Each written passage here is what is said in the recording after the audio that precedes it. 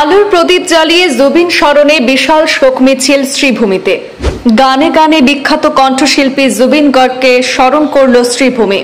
জুবিন দা অমর রহে স্লোগানে মুখরিত হল শহরের এওসি পয়েন্ট।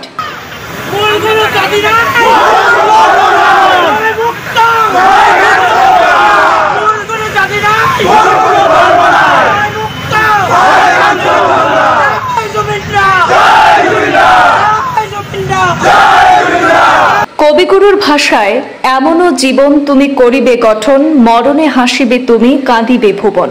কথাটি আজ যেন একেবারে সত্য হয়ে দাঁড়ালো। আসামের জনপ্রিয় কণ্ঠশিল্পী, লক্ষ লক্ষ মানুষের প্রেরণা, সুর সম্রাট জুবিন গার্গ আর নেই।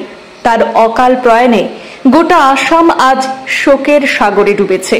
আজ গোটা রাজ্যের আকাশে বাতাসে শুধু জুবিন আর জুবিন। আজ শ্রীভূমি জেলার বিভিন্ন আধিকারিকদের উদ্যোগে মোমবাতি মিছিলের আয়োজন করা হয়।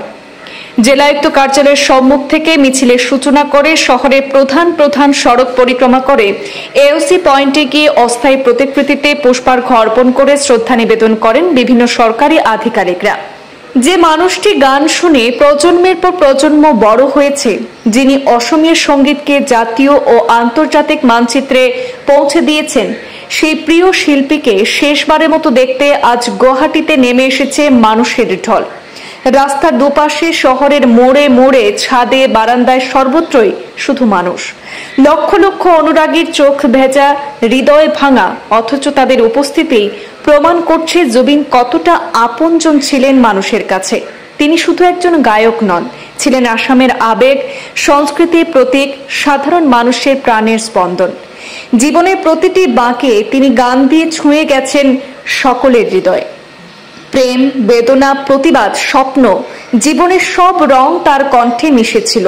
তাই তার মৃত্যুতে শোক শুধু আসামে সীমাবদ্ধ নেই, এই শোক ছড়িয়ে পড়েছে সমগ্র উত্তর পূর্ব ভারতে, এমনকি দেশের নানা প্রান্তে।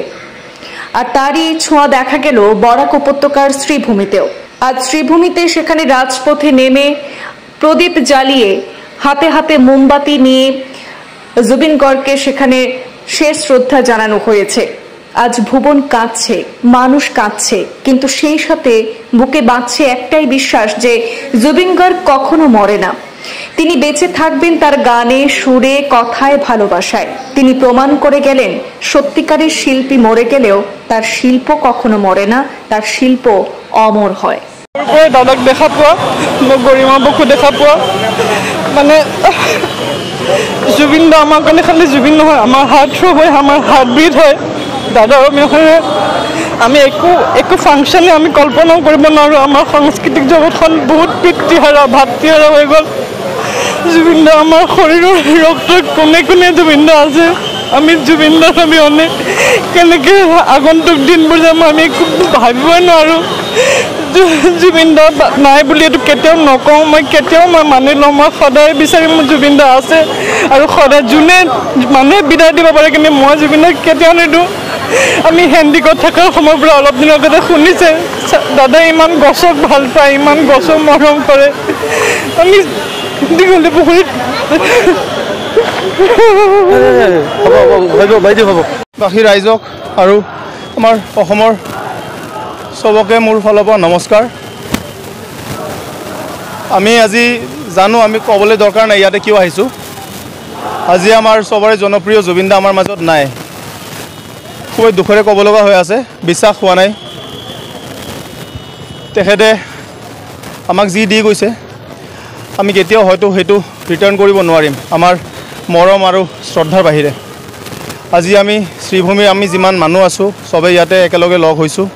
আমি জানো যে শ্ৰীভূমিৰ লগত আমাৰ দাদাৰ এটা ইনছেপাৰেবল বণ্ড আছে।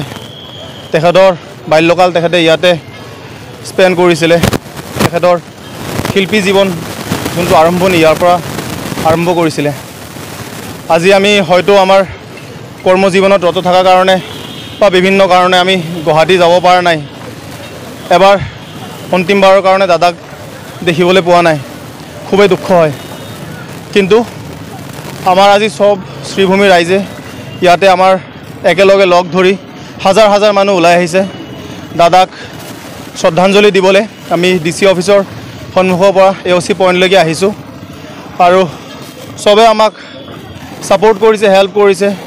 মই হেল্প বুলি নকওঁ, চবে আমাক যোগদান কৰিছে নিজৰ মৰম আৰু শ্ৰদ্ধা জনাবলৈ ইয়াতে।